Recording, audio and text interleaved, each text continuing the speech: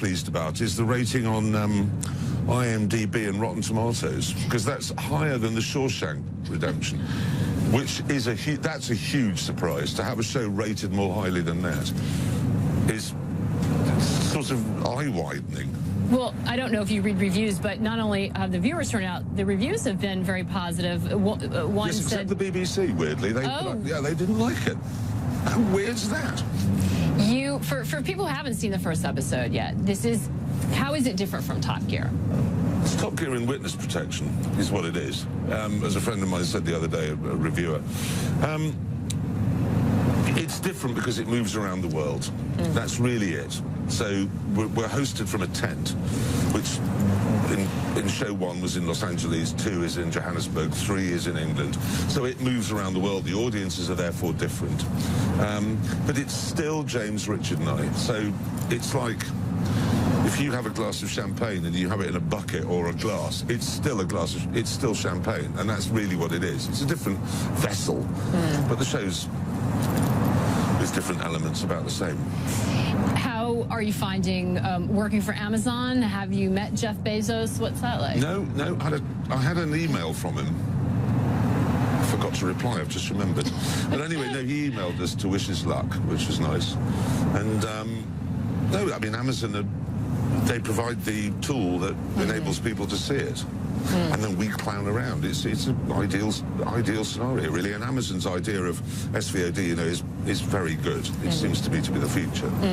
You know, it's interesting you say clown around, because initially a lot of people would have said you host a car show, or Top Gear is a car show. It seems like it really has morphed into something else, or the real attraction is the chemistry between the three of you. What do you think it is that appeals to people? It's so peculiar. I mean, one of the things that's been interesting is that around the world, Top Gear was a very well-known show.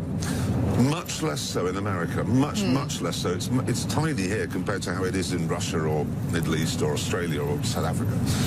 And it's really hard because you find people here saying, "God, what is it? What is the show?" And when it's like trying to explain Hamilton. The first time I heard, you know, they said, "Well, it's like rap music on a historical thing." Oh dear, no. But you know, you can't get. So what do you tell people when they ask what it is? It's because if you say it's 3 old men who fall over and catch fire, which is what it is, everyone goes, right, I'll be tuning in for that. If you say it's a car show, people say, oh.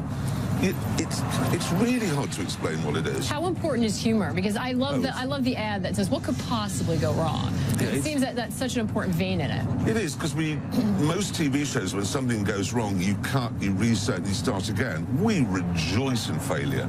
There's nothing, because if you win, it's really hard to get your face right.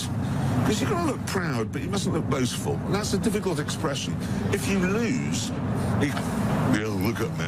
That's an easy face. Everyone can do that face. And we like losing. James doesn't, but Richard and I like losing.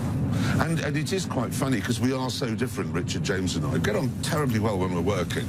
Not working? Yeah, well, not working. They're the last people in the world I'd like to see. But it's really hard to explain why it's so popular, because it was the world's most watched TV show, factual TV show.